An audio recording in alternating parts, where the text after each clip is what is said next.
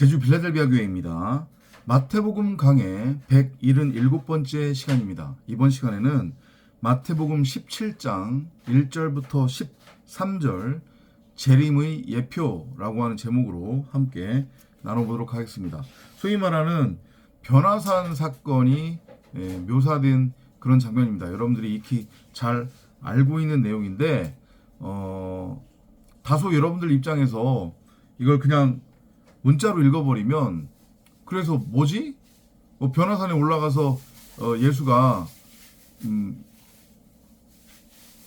형상이 바뀌었다는 얘기인데 그게 도대체 우리에게 말하고자 하는 게 뭔지 그걸 우리가 읽어내는 것이 중요합니다. 그리고 하필이면 이 변화산에 올라가는데 우리가 신경 써서 보여야 되는 게 뭐냐면 엿새 후라고 하는 표현이 나오고요. 그리고 12제자들 중에 하필이면 3제자만을 선별해가지고 변화산에 올라간단 말이죠. 예수가. 그럼 이것이 우리에게 말하고자 하는 것이 무엇이냐. 엿새가 지난 후라고 하는 얘기는 6일 동안의 어떤 그 날의 과정을 통해서 이제 7로 넘어간다는 의미겠죠. 그죠? 우리가 이제까지 계속해서 공부를 했지만 7로 넘어간다고 하는 것의 의미는 이건 안식이에요. 그죠? 쉼을 의미한단 말이죠. 그러니까 짐승에서 우리의 상태가 짐승에서 뭘로 이제 완성이 되는 거냐면 비로소 사람으로 완성이 되는 거예요.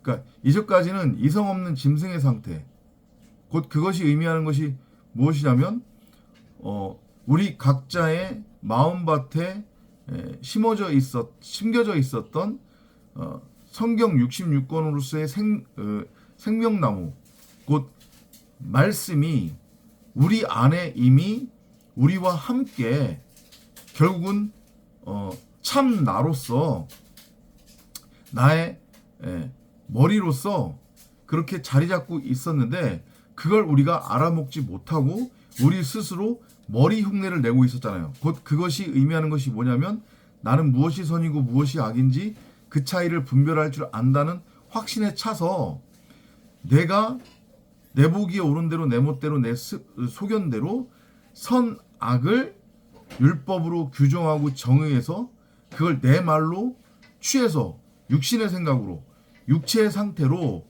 그걸 행위로 열심히 행하며 있지도 않은 선악을 알게 하는 선악나무를 내 밖에 심어놓고 그 나무의 행위의 열매를 열심히 맺고 있었잖아요.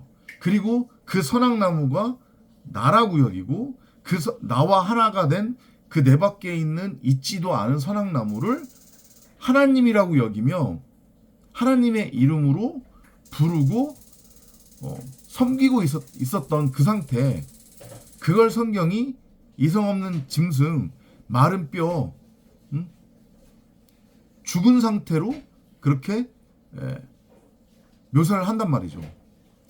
그 6일간의 요매 그 날이 지나고 이제 쉼, 안식으로 넘어가야 되는데 쉼, 안식으로 넘어가기 위해서는 반드시 3일 길을 가야 되는 거예요.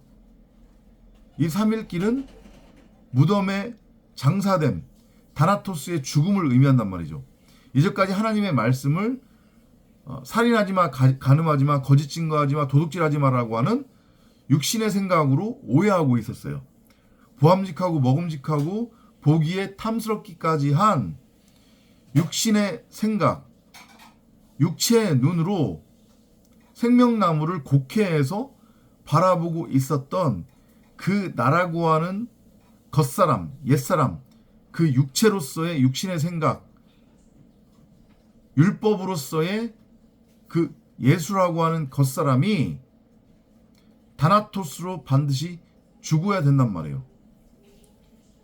그래야 종말을 통해 그 살인하지 마, 간음하지 마, 거짓 증거하지 마, 도둑질하지 마라고 하는 온 율법, 그게 결국 하나님의 말씀을 의미하는 거니까, 하나님의 말씀이니까, 말씀으로서의 하나님이니까 그 곡해되었던 율법을 하나라고 하는 진리, 사랑, 말씀, 그리스도로 넘겨받는 거예요. 넘겨받을 수 있는 거예요.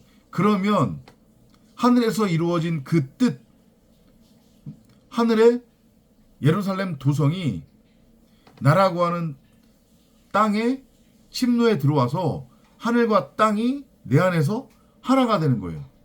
그래서 3+1로 이제 정사각형의 성전으로 완성이 되는 거죠. 어디에서? 내 안에서. 이게 결국은 뭐냐면 재림이에요. 재림은 다시 한번 말씀드리지만 예수라고 하는 또 다른 별개의 존재가 구름 타고 이 호코스모스 세상에 내려오는 것을 의미하는 게 아니라고 했어요. 그죠? 내 안에 말씀으로, 생명나무로, 성경 66권으로 이미 좌정하고 계시는 말씀으로서의 하나님 성령이 밝히 드러나면 내가 결국은 자칼과 우 네케바로서의 씨 가진 여자, 말씀 그리스도가 되는 거고 내 자신이 디오스, 엘로힘, 말씀, 하늘이 되는 거라고 했습니다.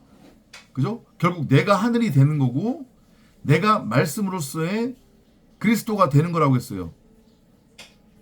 성전으로 내가 완성되는 거라고 했습니다. 그걸 재림으로 표현하는 것일 뿐이라고 했어요. 우리 수준으로 설명하기 위해서 그걸 지금 보여주고 있는 게 미리 예표로 보여주고 있는 장면이 마태복음 17장 1절부터 13절의 변화사 사건이에요. 베드로는 우리가 앞에서 살펴보았지만 바요나 시몬이에요. 그죠? 근데 반석이라는 의미가 있다고 했잖아요. 그죠? 그러니까 바요나 시몬으로는 죽어야 되는 거예요. 그 반석이 깨지는 겁니다. 그죠? 이제까지 살인하고 있었던 나라고 하는 겉사람. 그죠? 그 다음에 간음하고 있었던 야고보. 이 야고보도 마찬가지로 나를 의미하는 겁니다. 우리 각 사람을 의미하는 거예요. 야고보는 야곱이라고 하는 이름을 헬라어 음가로 번역했을 때 그게 야고보가 되는 거예요. 그러면 야곱이라고 하는 그 이름의 의미가 뭐예요? 발 뒤꿈치를 붙들다라는 얘기죠. 그죠? 속이는 자, 강도, 절도예요. 그러니까 우리가 이제까지 하나님의 말씀을 내 복이 오는 대로 내 멋대로 내 소견대로 육신의 생각으로 선악이라고 하는 율법으로 곡해를 해서 엉뚱한 율법의 남편과 간음하고 있었잖아요. 그죠? 그게 결국은 강도 절도란 말이에요. 그게 간음하는 자란 말이에요. 이해돼요? 무슨 얘기지? 근데 그게 바로 병들린 상태란 말이에요. 중풍병자. 시모나 바요나는 귀신 들린 상태인 거고 엉뚱한 말에 사로잡혀 있는 거니까. 그래서 베드로로 그리고 야고보로 우리가 죽어야 되는 거예요. 깨지고 죽어야 되는 거예요. 그러면 비로소 요한이라고 하는 사랑이 드러나게 되는 거죠. 그리고 결국은 그렇게 셋을 하나로 넘겨받아 깨달아 그리스도와 하나가 된 이제 새로운 피조물로서의 새 영은 말씀이라고 했으니까 이제까지는 거짓 영, 엉뚱한 영, 율법에 우리가 사로잡혀 있었는데 그걸 옷이라고 겉옷이라고 착각해서 걸치고 있었는데 그게 아닌 새 영, 곧 진리의 말씀이 밝히 드러나므로 우리에게는 이제 그 진리의 말씀이라고 하는 겉옷이 비로소 덮여지게 되는 거죠. 흰 세마포, 신부에게만 입혀지는 그 그 예복, 그죠? 그래서 신부들이 결혼할 때 입는 드레스가 다 하얀색인 거예요. 다 진리에서 성경에서 온 거란 말이에요. 그게 무슨 의미인지 이해되시죠? 그 옷을 입고 하늘의 예루살렘 성전 그리스도 말씀과 내가 요 안에서 하나가 되는 거예요. 하늘에서 이루어진 뜻이 땅에서 이루어지게 되는 거죠. 윗물과 아랫물이 비로소 하나가 되는 거예요. 그 장면이 지금 그려지고 있는 거란 말이죠. 엿새 후에 예수께서 베드로와 야고보와 야고보의 형제 요한을 데리고 따로 떨어져 있는 높은 산으로 올라가시오. 높은 산이 그게 뭐예요? 율법의 예루살렘 성전이잖아요. 십자가를 의미하기도 해요. 거기서 3+1로 같이 묶여서 내가 예수와 함께 예수로서 십자가에 매달려 죽는 거예요. 그거는 종말, 한편으로 종말 심판이지만 다른 한편으로는 그건 부활, 영생을 의미한단 말이에요. 재림을 의미한단 말이에요. 아시죠? 무슨 얘기인지. 그죠? 그들 앞에서 변형되시니 그의 얼굴은 해처럼 빛나고 그의 옷은 빛처럼 희어지더라. 말씀 그 자체라고 하는 것을 보여주는 거예요. 이게 지금 말씀을 의미하는 거니까. 빛 그 자체니까. 아시죠? 그 빛이 밝히 드러나야 되는 거란 말이에요. 그 빛은 근데 우리 90억 각 사람 안에 있다고요. 우리 밖에 어디에 있는 게 아니라고요. 자꾸 다시 한번 말씀드리는데 말씀으로서의 하나님, 말씀으로서의 그리스도 예수를, 말씀으로서의 성령을 자꾸 나와는 상관없는 내 밖에 나와는 분리된 존재로, 그것도 다 개별적인 존재로 그렇게 바라보고 보시면 안 된단 말이에요. 말씀 따로, 예수 따로, 하나님 따로, 성령 따로. 그러면 꽝이라고요. 아셨죠? 무슨 얘기인지? 그죠? 그런데 보라, 모세와 엘리야가 그들에게 나타나서 주와 함께 이야기하더라. 그러니까 이것도 마찬가지로 하나의 모형인 거죠. 결국은 모세나 엘리야도 예수였고 그리스도 예수 마찬가지잖아요. 그들도 성경의 증언대로 그때 당시에 결국 말씀으로서의 그리스도였단 말이에요.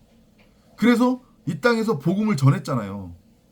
그러니까 모세나 엘리야도 결국은 그리스도의 모형이었다는 거고, 그들 각각이 결국은 그 시대에 그리스도였다는 얘기예요.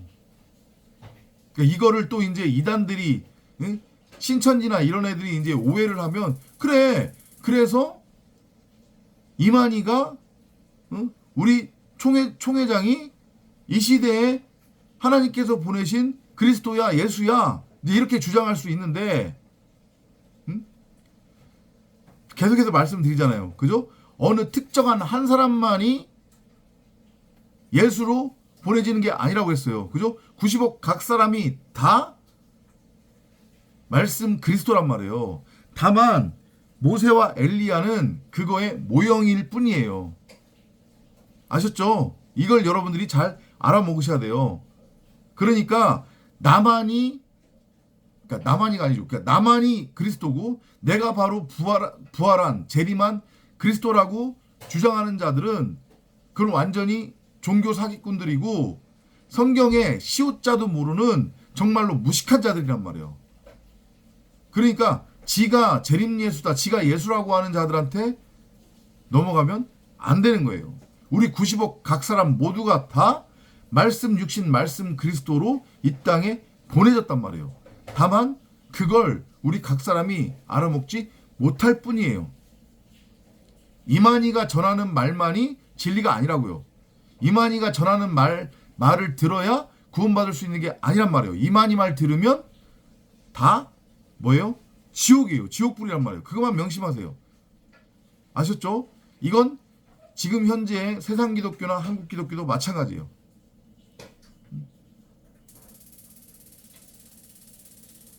복음을, 진리를 문자와 세대주의와 교리와 윤리와 도덕과 교훈, 세상 사는 지의 삶의 적용지침으로 복음이라고 전하고 있는 세상 기독교, 한국 기독교의 설교자들도 이만이나 다를 바가 없는 결국은 다 적그리스도요 사기꾼이라는 얘기예요. 여러분들을 영원한 불지옥으로 이끄는, 이거 잘 알아먹으세요. 제가 한국 기독교, 세상 기독교를 비판하려고 하는 게 아니니까.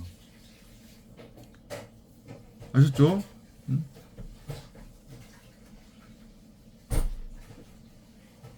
그랬더니 베드로가 이거 지금 베드로가 지금 홀려 있는 거예요.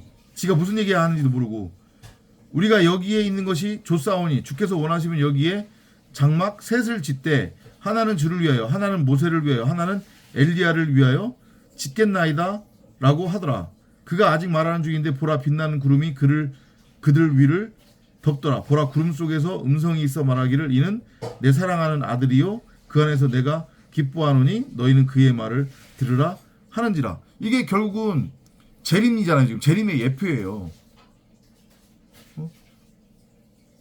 이해돼요? 베드로, 그러니까 아까 전에도 말씀드렸지만 모세나 엘리야나 그리스도나 예수나 그죠? 다 말씀의 모형으로 지금 그려지고 있는 거란 말이에요. 그러니까 그들은 다 하나예요. 그리고 그들이 결국은 우리 각 사람이 되어야 되고 우리 각 사람이어야 된단 말이에요. 그죠? 그걸 계속해서 내 밖에 어떠한 존재로 바라보면 안 돼요. 그걸 알아먹지 못하니까 베드로가 장막 셋을 지겠다고 하는 거잖아요, 지금. 그 말씀이 임하여야 하는, 말씀이 있어야 하는, 그 장막으로서의, 뭐라고 표현해야 돼요? 일종의 집? 그죠?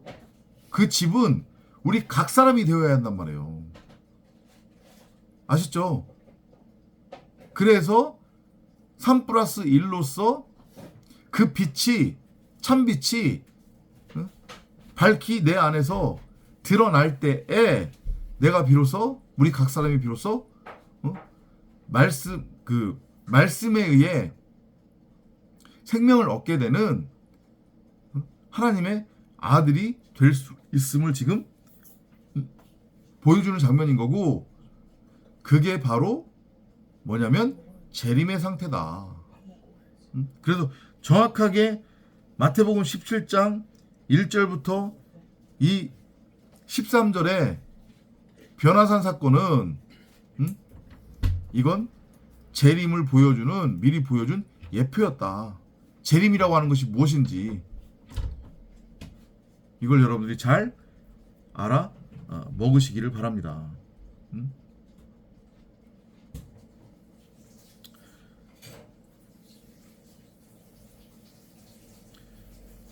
그 음성이 들렸다는 얘기는 이제 우리 각 사람에게, 곧 에클레시아 교회 성도들에게 하나님의 말씀이 풀어지고 밝히 드러나 결국은 말씀으로, 말씀 안에서 자칼과 우네케바 씨 가진 여자로서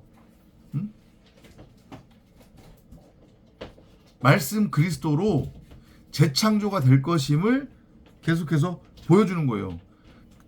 그 세 명의 제자들이 얼굴을 땅에 대었다고 하는 것의 의미는 그거를 의미하는 거예요. 땅적인 존재였던, 이제까지 땅적인 존재로 살아가고 있었던, 율법으로 살아가고 있었던, 선악나무로 살아가고 있었던 나라고 하는 겉사람, 나의 이 육체, 내 육신의 생각이 그 율법으로서의 나라고 하는 머리는 다나토스로 죽는 거예요. 목베임 당하는 거예요. 그죠?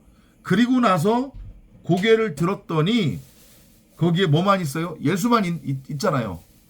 그죠? 그래서 이제 말씀이라고 하는 그리스도를 머리로 넘겨받아 내가 비로소 말씀 그리스도, 말씀 그 자체, 디오스, 엘로힘, 하나님 나라, 천국, 하늘의 상태로 재창조가 될 것임을 보여주는 거예요. 근데 그게 어디서 일어나요? 지금 변화산에서 일어났죠. 그리고 얼굴을 땅에 대었어요. 이것이 의미하는 게 뭐라고 했습니까? 예수로서의 내가 예수와 함께 십자가에 매달려 반드시 죽어야 함을 보여주는 거. 다나토스의 죽음이 반드시 내 안에서 이루어져야 되는 거, 십자가 사건이 반드시 내 안에서 이루어져야 되는 거, 2000년 전에 십자가에 매달렸던 그 예수는 나의 예표였다는 거, 그 예수가 바로 나라고 하는 것이 깨달아져야 된다는 것, 이걸 여러분들이 명심하시기 바랍니다. 예수밖에 없잖아요 지금. 그죠? 9절로 볼게요. 산에서 이제 내려가는 겁니다 비로소. 그죠? 이제 내려가는 거죠.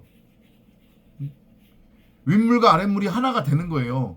그러니까 이게 산에서 내려간다는 얘기는 이제 내가 말씀의 상태가 됐으니까 땅으로 내려가는 거잖아요. 그게 바로 구름 타고 내려가는 것, 재림이라고요. 그게 말씀의 상태로서 내가 말씀이 된 거예요. 인자가 죽은 자로부터 다시 살아날 때까지는 아무에게도 그 광경을 말하지 말라고 하지나. 왜냐하면 지금 말해도 못 알아먹으니까 그 의미를. 그죠? 그런 차원으로 이해하시면 되고요.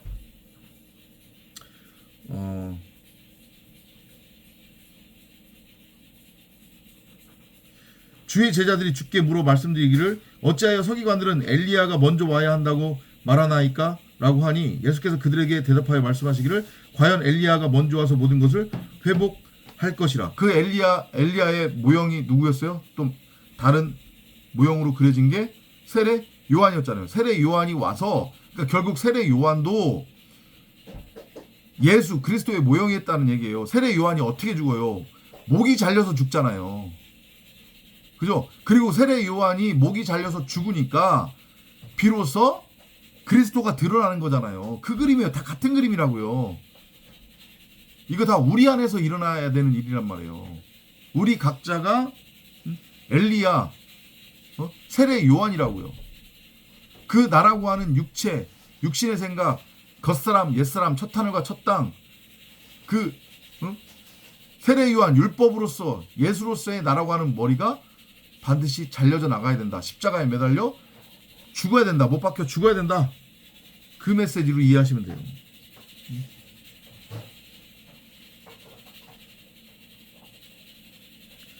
엘리야가 이미 왔으나 사람들이 그를 알아보지 못하고 그들 마음대로 대하였도다. 이와 같이 인자도 그들에게 고난을 받으리라고 하시더라.